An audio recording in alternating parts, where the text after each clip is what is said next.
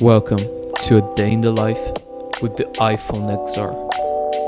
Usually, I start my morning by checking the notifications I missed overnight, just so I stay updated on what's happening and catch up on any important messages or events. With that said, now it's time to get up.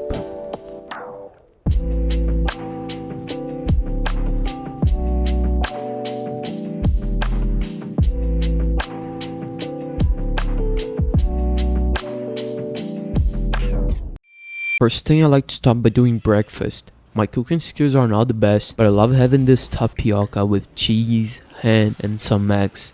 And I also drink coffee, but this time I'll be going for some iced tea. I feel like it's giving the necessary energy to start the day. And also the flavor is really good.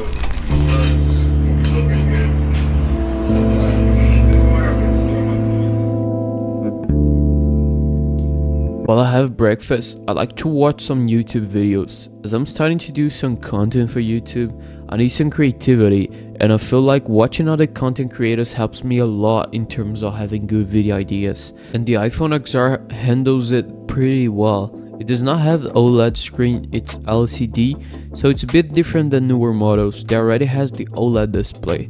The OLED basically results in more vivid colors and also true black tones. When there's a black color on the screen, you can turn off some pixels, giving the black tones a really black color and also saving battery. As the XR doesn't have this technology, you can see the difference between the colors in comparison to newer models. Still, about the display, the bezels are thicker than newer models, but for most people it's not a deal breaker. I can feel a lot of the difference between the 60Hz and the 120Hz display, but if I stop using a 120Hz phone, I start to get used to 60Hz in minutes. It's not a big issue and probably most of the people don't care about it. It also comes with IP67 protection against dust and water. On the left side you've got two volume buttons and the classic switch. The right side is where you find the power button, and down at the bottom there's a microphone, speakers and a lightning port. Still have some free time before I start my work at the company, so I decided to run some games so I can test the A12 Bionic chip. I'm not much into mobile games world, but I believe I'm testing one of the heaviest games for phones right now, Genshin Impact. If you guys know which game is better to test on a phone, just leave in the comments below. Anyways, it's really impressive how this phone deals even with big pressure. It feels very smooth, only with bit lags, but just when I first started the game, so it's probably because of the loading. Swift and merciful, from whence you came. When I started testing the Genshin Impact, the phone started to heat up, which is probably normal because I'm testing a heavy game. But the thing is, when I started testing the game, I was with 95% of battery. And right now, after 3 minutes of testing it, I'm with 91%. I don't know if you guys can see it, but I'm with 91%. The battery was drained a lot, so I will keep an eye open if you're planning to get in one of these for playing games. Game tested, now it's time to take a shower.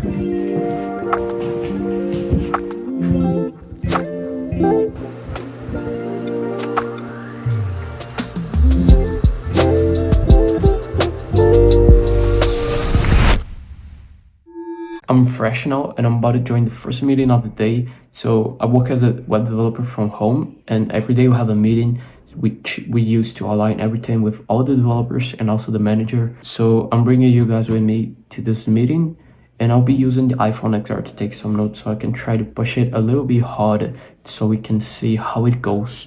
Right now it's 9:28 and I got 87% of battery. I'm trying to focus. Yeah, 87% of battery. Yeah, and let's see how it goes.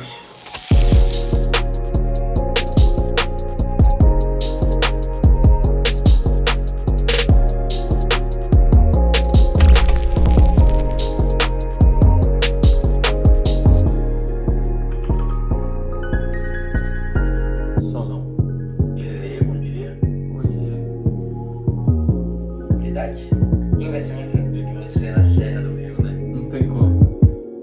Exato. Longe dos tiroteios. Exatamente. Na calmaria, tranquilo. O problema aí é chuva. Meetings finished. I use the phone for texting, scrolling Instagram reels, Instagram posts, YouTube shorts a little bit for around probably like only 5 to 3 minutes. And right now it's 10:29. I also used it for taking some notes on the notes app, and we got 74 of battery. So yeah, right now all I gotta do is work. I won't be using much of the XR right now. I also got a couple of other meetings, but later I'll be going out so we can test the cameras comparing the iPhone XR and the iPhone 15 Pro. So I'll see you guys later.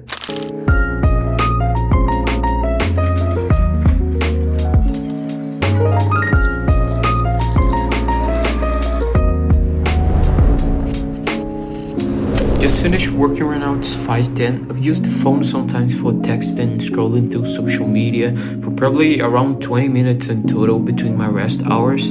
And look, the battery is at 62%. Right now I'm going out to take some photos, shoot some videos, so I can compare the camera of the iPhone XR with the camera of the iPhone 15 Pro. So let's go.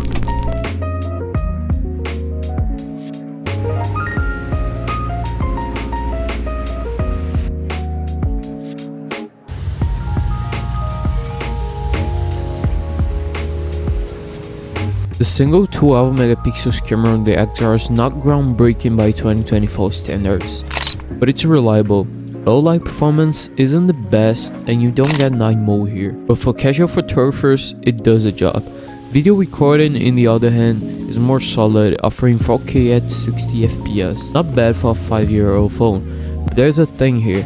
As the XR only have a single camera, there's no ultra wide zoom, no telephoto zoom, just the standard 1x lens. This means if you zoom in, you're relying on digital zoom, which causes noticeable image noise.